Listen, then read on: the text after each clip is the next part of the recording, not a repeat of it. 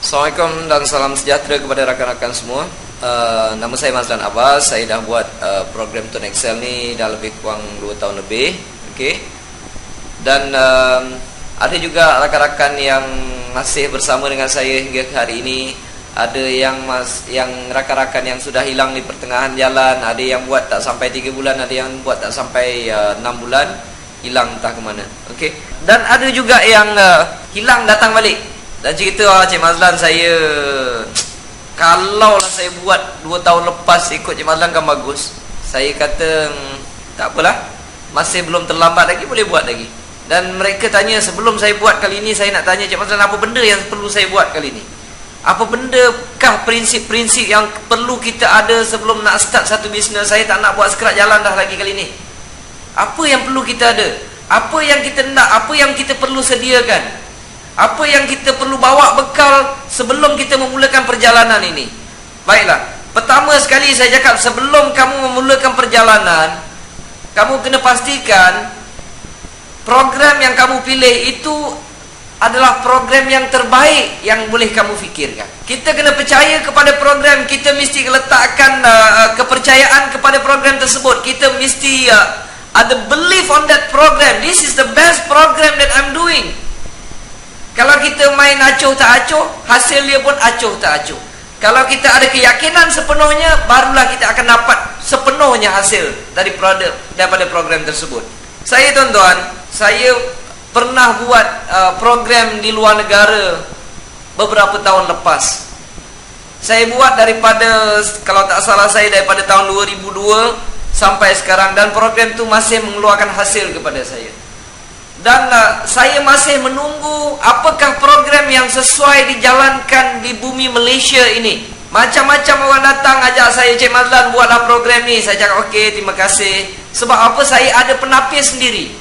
Saya ada penapis sendiri untuk cek sama ada program itu betul atau tak betul. Sebab apa? Kalau kita tersalah pilih program, apa yang kita buat itu akan membawa kita ke tempat lain. Langkah pertama kena betul. Kalau langkah pertama kita salah, lagi laju kita berjalan, lagi jauh kita daripada tempat yang hendak kita tuju. Kalau kita nak pergi satu tempat, kita jalan ke sana, tak betul. Lagi jauh, lagi laju kita berjalan, kita berlari, lagi kuat kita buat kerja, sebenarnya kita lagi jauh daripada tempat yang kita nak tuju. Itu adalah langkah pertama yang sangat penting untuk kita mulakan.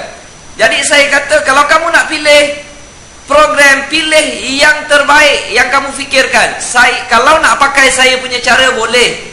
Kalau tuan-tuan ada cara tuan-tuan sendiri, pakailah. Okey? Cuma pilih, jangan tersalah pilih. Sebab apa? Kalau kita tersalah pilih, dia macam perkahwinan juga tuan-tuan. Kalau tersalah pilih, merana dalam jangka masa yang panjang. Okey? Jadi langkah pertama kena pilih yang betul. So apa yang saya buat, saya kaji sebelum ini. Macam-macam, macam tuan-tuan tahu, macam-macam bisnes datang dan pergi, datang dan pergi, datang dan pergi. Dan kalau macam saya mengajar buat online marketing, macam-macam cerita keluar masuk, orang ni kena tipu tu, orang ni kena tipu. Saya cakap berhati-hati sebelum memilih. Sebab kalau tersalah pilih, okey, buruk akibat dia. Dan jadi selama itu daripada 2002 saya menunggu apakah program bisnes yang sesuai dijalankan di bumi Malaysia ini. Saya kaji satu persatu, sebab kebanyakannya kalau tersalah pilih, ada yang rugi, ada yang bukan rugi sikit. Kadang-kadang duit yang kita kumpulkan tu habis macam tu saja. Jadi saya tak nak tersalah pilih.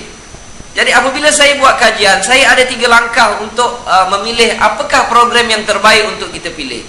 Pertama sekali saya cakap, kalau saya nak buat business networking ini, yang pertama-tama sekali saya kena tengok produk dia, mesti produk keperluan. Produk keperluan saya. Kalau tuan-tuan, saya cadangkan cari produk keperluan tuan-tuan. Itu yang pertama sekali. Okey.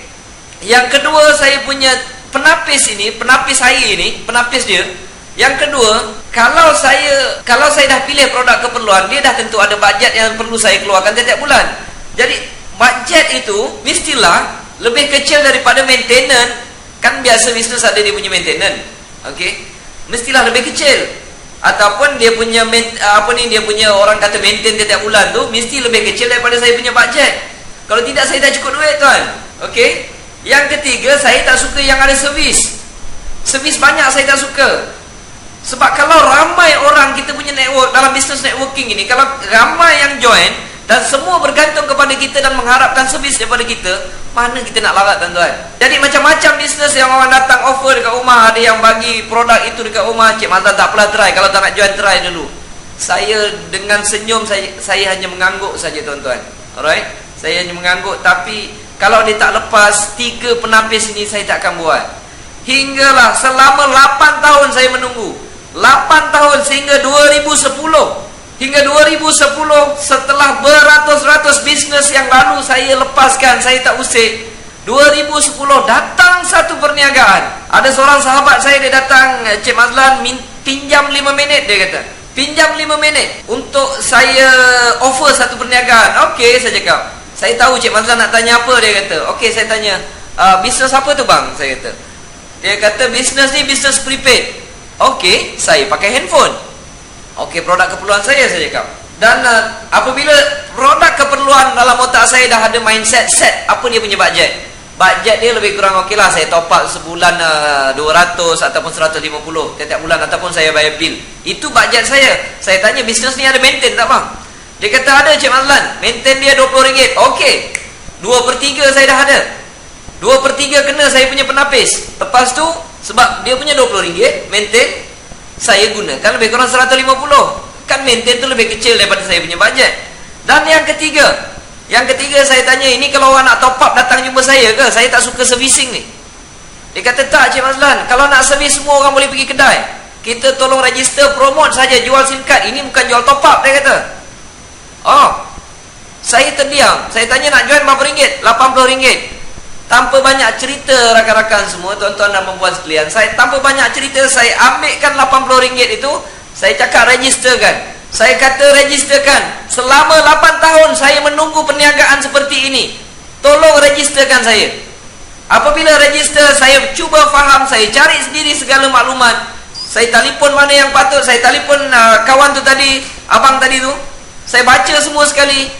Dan esoknya website saya siap tuan. Boleh dikatakan malam tersebut saya tak tidur. Kerana apa? Selama 8 tahun saya menunggu satu perniagaan yang terbaik yang lepas saya punya penapis. Dan apabila saya jumpa, saya tak akan lepaskan tuan-tuan. Saya kalau jumpa, saya tak akan lepaskan. Saya akan buat terus benda ni, saya kata. Okey, sebab dia adalah perniagaan terbaik yang bagi saya, mungkin bagi orang lain saya tak tahu. Bagi saya ia adalah yang terbaik. 8 tahun saya menunggu. I cannot wait anymore. Now I find it already. Saya dah jumpa dah. Dan apabila saya jumpa, saya tak akan tunggu lagi tuan-tuan.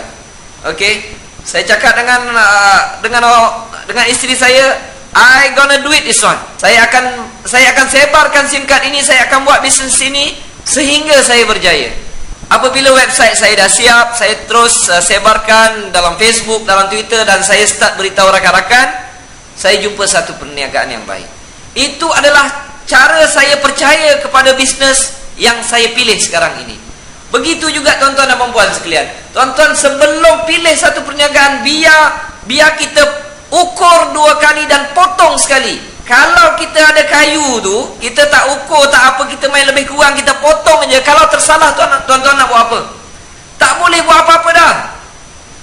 Sebab itu biarlah kita ukur berkali-kali, fikir berkali-kali, rancang berkali-kali, tapis berkali-kali. Apabila kita sudah puas hati, baru kita potong kayu tersebut. Maka keputusan kita jauh lebih tepat daripada orang yang tidak ada pertimbangan. Itulah perkara pertama yang tuan-tuan kena buat dulu. Dan apabila kita dah ada keyakinan kepada program tersebut, kepada bisnes yang kita nak ceburi, kita dah yakin this is the best business that I want to do, I put my belief on this program. And then you just simply do it.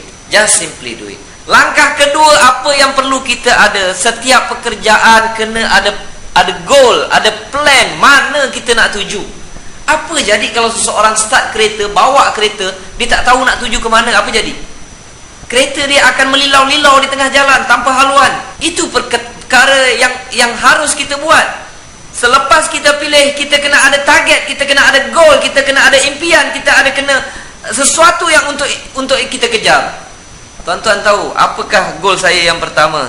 Saya kata, saya nak dapatkan passive income di dalam bisnes TuneTalk Tone Excel ini sebanyak 5,000 dalam masa 1 tahun. Tuan-tuan tahu tak, apabila saya mempunyai impian tersebut, mempunyai angan-angan tersebut, mempunyai cita-cita tersebut, saya ambil kertas, saya tulis benda tu dengan tulisan yang tak berapa cantik, dengan marker pen, A4 paper, saya tampal kat dinding. Apabila saya tampal kat dinding, tiap-tiap pagi saya sebut dah. Saya berdoa, wahai Tuhanku, terima kasih kerana memberi aku 5,000 dalam masa setahun, walaupun tak dapat lagi. Ini namanya kita bersangka baik dengan Tuhan. Kita bersangka baik dengan Tuhan dan kita ada positive thinking. Dia akan produce positive thinking dalam kepala otak kita ni. Tuan-tuan, apabila saya tampal sahaja angan-angan atau cita-cita atau target saya itu di tepi dinding, dan ketika itu sebenarnya saya tak tahu nak buat apa. Saya tak tahu macam mana nak dapatkan, macam mana nak buat presentation pada orang, siapa saya nak jumpa, macam mana saya nak cerita, macam mana saya nak buat closing. I do not know at all. I do not know at all how to do closing for this business. Maklumat ada sedikit saja, tuan-tuan. Nak tanya upline pun tak berapa nak faham. Dia pun ada maklumat banyak ni, saya lagilah banyak ni. Tak tahu macam mana nak dapatkan. Tetapi saya tahu saya akan dapatkan benda tu. Itu cita-cita yang saya nak buat. You must have bold to achieve your goal. Kita kena berani untuk dapatkan benda tu. Kalau kita tak berani, tak dapatlah, tuan-tuan. Okey. Jangan risau how to get it, risau what to get it. We must determine what we want to get it. Pertama-tama sekali kita kena tahu apa benda yang kita nak capai. Tuan-tuan, contoh dia macam cuti raya lah.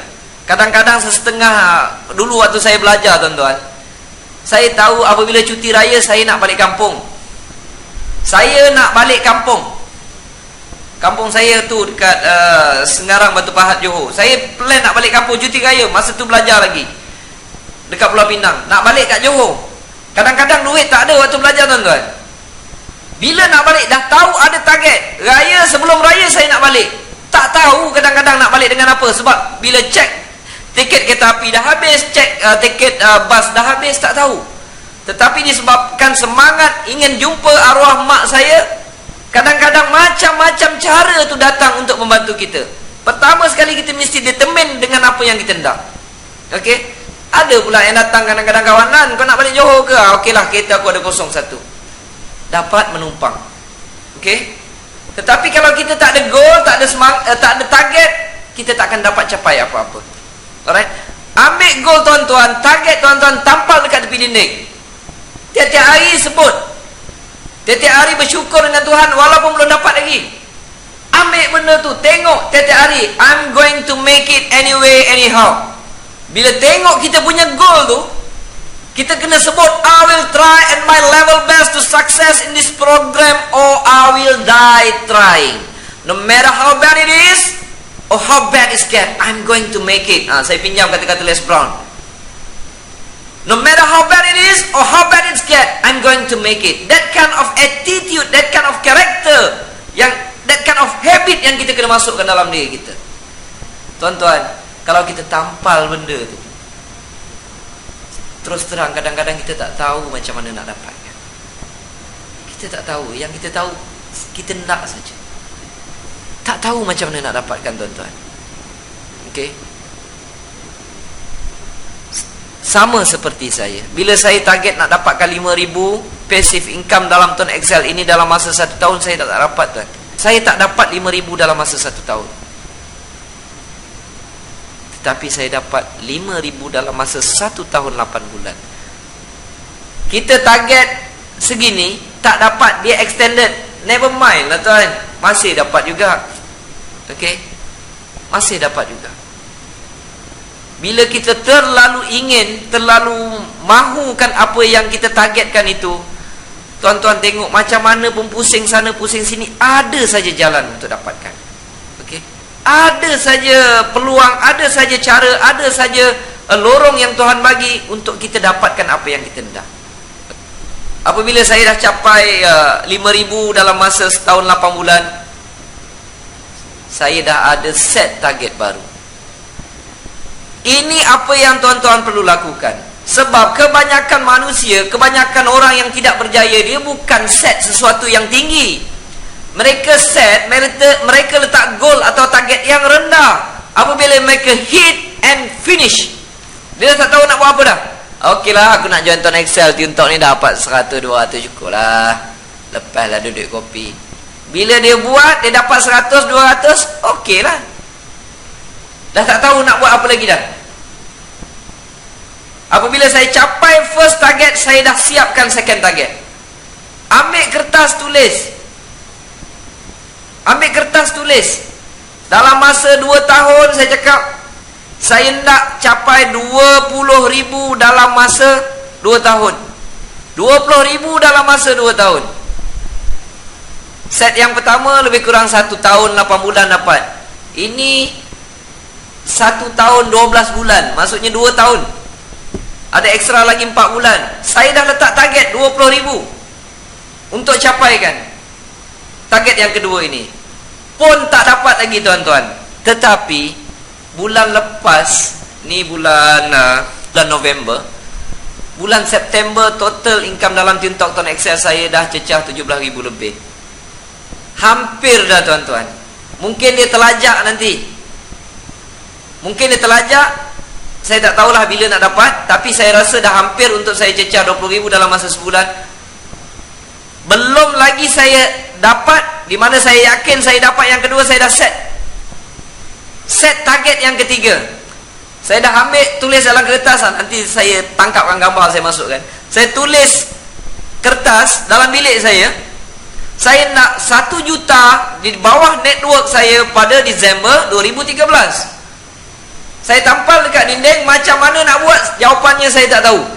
Jawapannya saya tak tahu. Tapi setiap hari saya doa supaya dapat.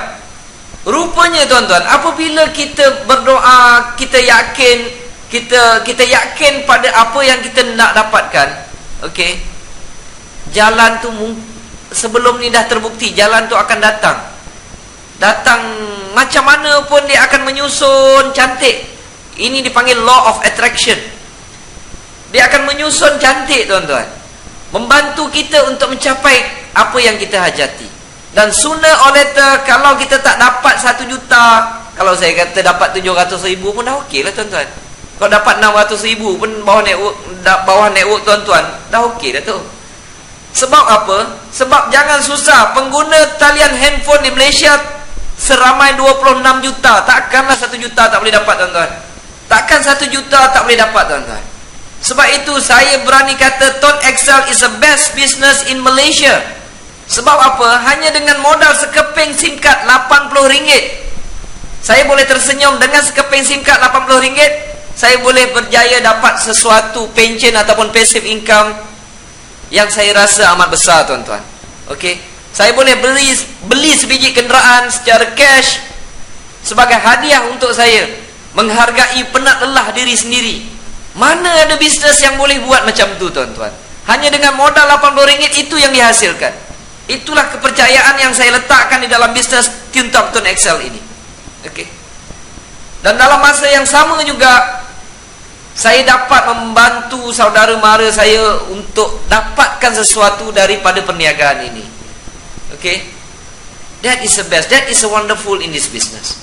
Tuan Excel is the best on earth, on this planet, ladies and gentlemen. Okey. Alright. Jadi saya sudah rangkumkan. Yang pertama, kita kena ada keyakinan kepada perniagaan kita sendiri. Kedua, kita kena ada goal ataupun target untuk kita capai di dalam perniagaan ini. Dan yang ketiga, don't surround yourself with negative and cynical people. Jangan kita kena bercampur dengan orang-orang yang positif tuan-tuan. Kita kena bercampur orang yang mempunyai impian sama seperti kita. Okay. Kita kena bercampur dengan orang yang keep on looking and searching and stretching their life to achieve what they want. Ini yang kita nak kena bercampur tuan-tuan. Sebab apa? Kalau kita bercampur, if we surrounded with a cynical and negative people, we become cynical and negative. Kalau kita campur dengan orang negatif, kita akan jadi negatif tuan-tuan. Tanpa kita sadari, unconsciously, we not realize about that. We slowly become negative. Bila kita tak berjaya, kita suka salahkan orang lain.